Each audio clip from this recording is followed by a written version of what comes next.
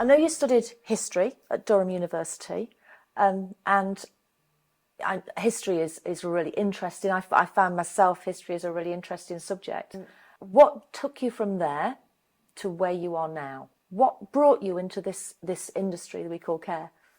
Well, I was fortunate enough to go to university at a time when there weren't a lot of business degrees, and they generally required like Bs and things like that. So my school just recommended that I went to study something that I enjoyed, a solid academic subject at a good university.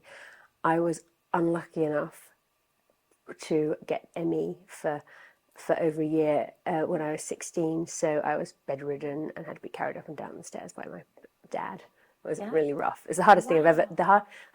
Setting up Connell Consulting is a doddle compared to recovering from ME, and that was really tough. So it meant that I missed out on Oxford and Cambridge because I wasn't. I went down to the Oxford interview, but I wasn't really well and hadn't done any work at that point. But I swatched it up in less than 9 months. I swatched it up and got straight A's, which before the days of A stars. And so I went to Durham University, which was lovely, and studied history, which I really enjoy. Any of my team will tell you how many history books I've got around the office. And so I went to work for Anderson Consulting strategy practice in January '99, as soon as I graduated, and then worked there for over 4 years, and learned a lot of really useful skills. Worked super hard, but gained some really fantastic experience there. But the direction of travel after the IPO was to go towards IT outsourcing and long-term predictable revenues, what public companies need, rather than short-term strategy consulting projects. So lots of people left the strategy practice over a fairly short period of time. So I left in the sort of last of the stampede, really. Yeah. And I started doing contracting consulting work at that point, and I set up Connell Consulting over 20 years ago now. So that's how this started. Originally, when I first went into consulting, I did commercial due diligence, but mostly in the area of retail and consumer and products. I see. Then in 2004, I realised I've discovered a much better sector than that, and that is health and social care. And I'm from Yorkshire. I'm very frank about these things. I'll be honest with you. This was partly motivated by the fact it's a pretty non-cyclical sector. The transactions are less sort of vulnerable to the ups and downs of the economic cycle, unlike retail and consumer luxury goods, which are very much about the economy, and there are more peaks and troughs. So it's a much more non-cyclical sector, health and social care, and I recognise the advantages of that. Also, it's a much more. I just found the whole thing much more interesting. It's about people, and the problem with retail is get behind the scenes, and mostly it's about warehouses.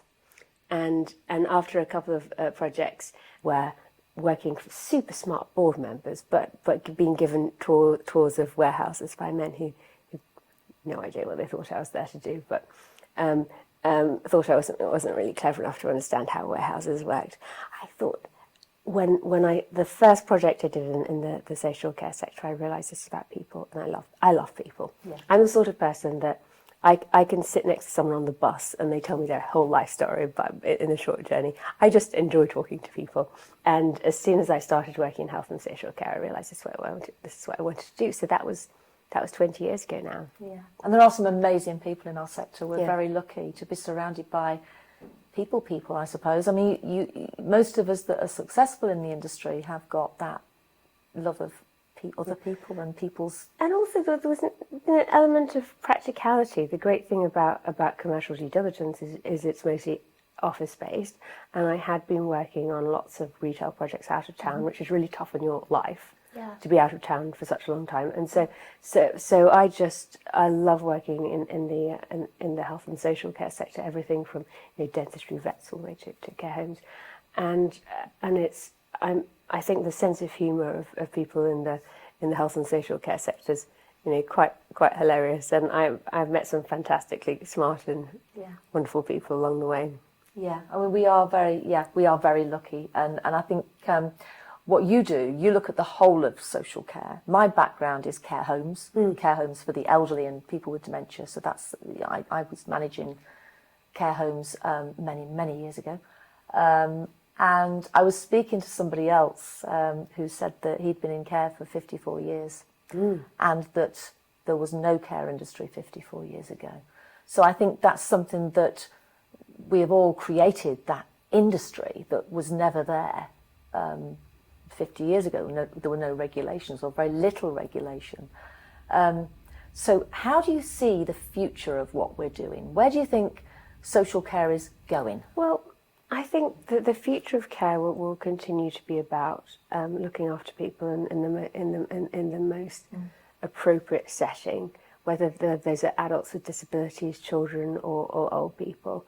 And just in the time I've been working in this market, I've seen real development of the care sector. It's so much more person-centred. The environment's improved in so many of the services I visit. And I just meet so many, fantastic care professionals. I visit hundreds of care homes a year, and I really enjoy, whether it's old people or kids in children's homes, sitting down and eating cake and chatting to them about what's going on in there. There's nothing like. I mean, I work in a similar vein, but then we're looking at compliance, where you're looking at the financials. So we sort of. So our role is focused on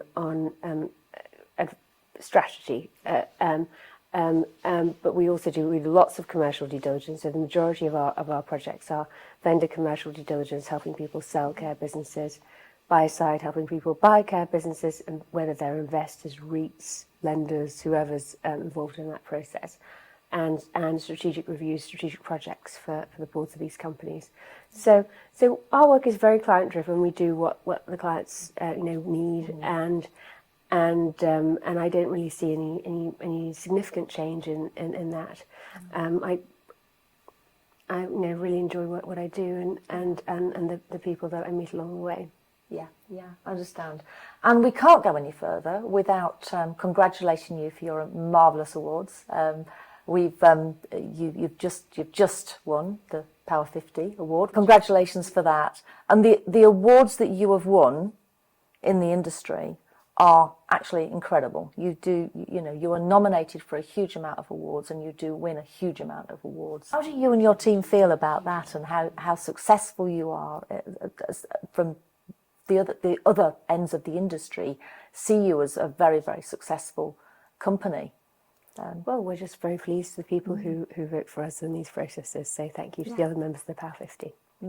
Yeah, it is. It's a great accolade. It really is.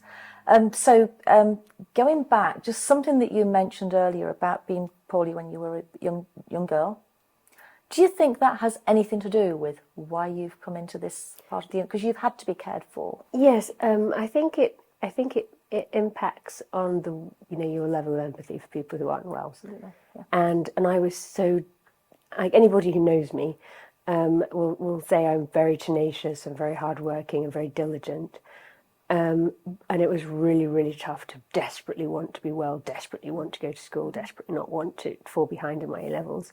And I avoided having to retake a year just by working my rear end off, frankly.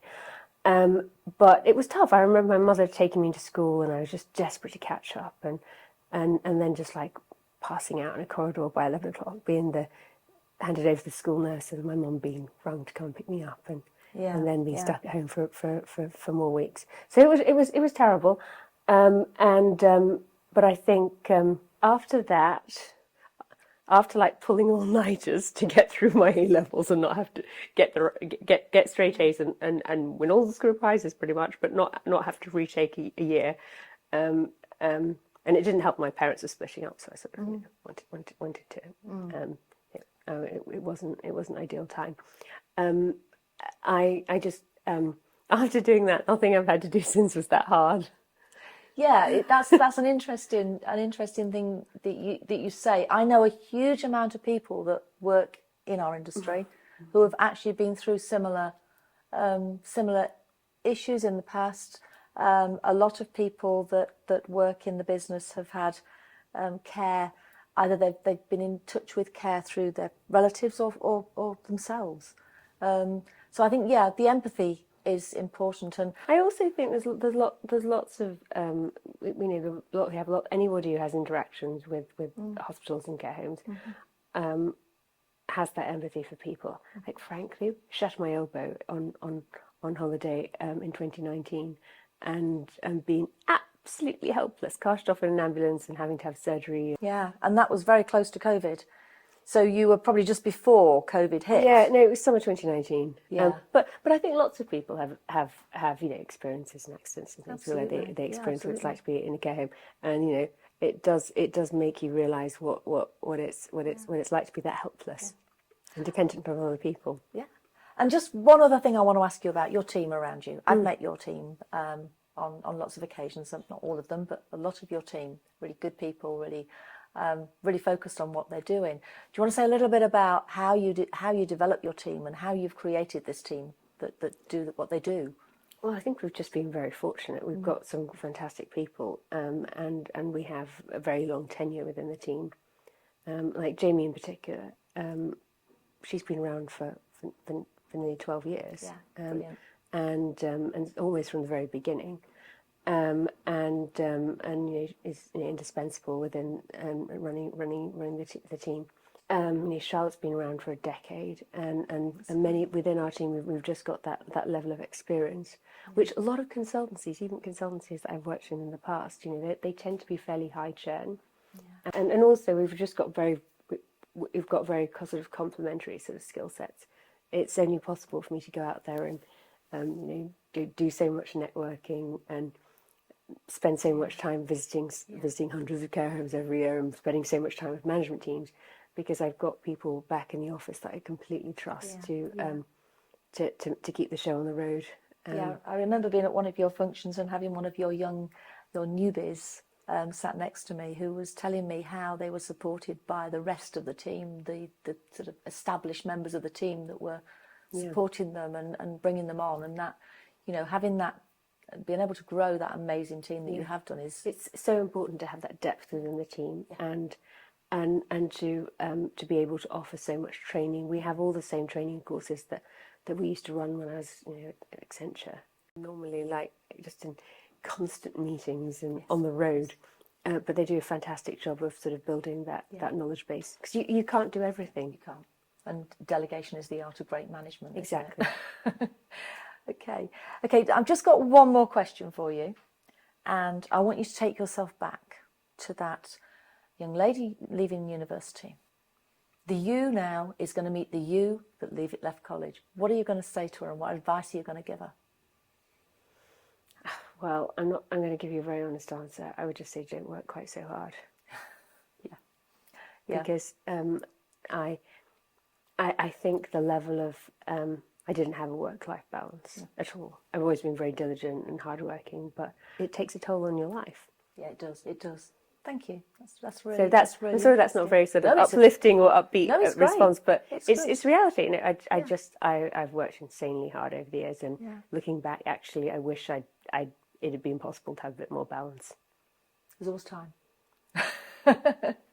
Lovely. Thank you very much, Claire. It's been really lovely to speak to you, and I'm sure there's an awful lot of people out there that are very interested in what you say.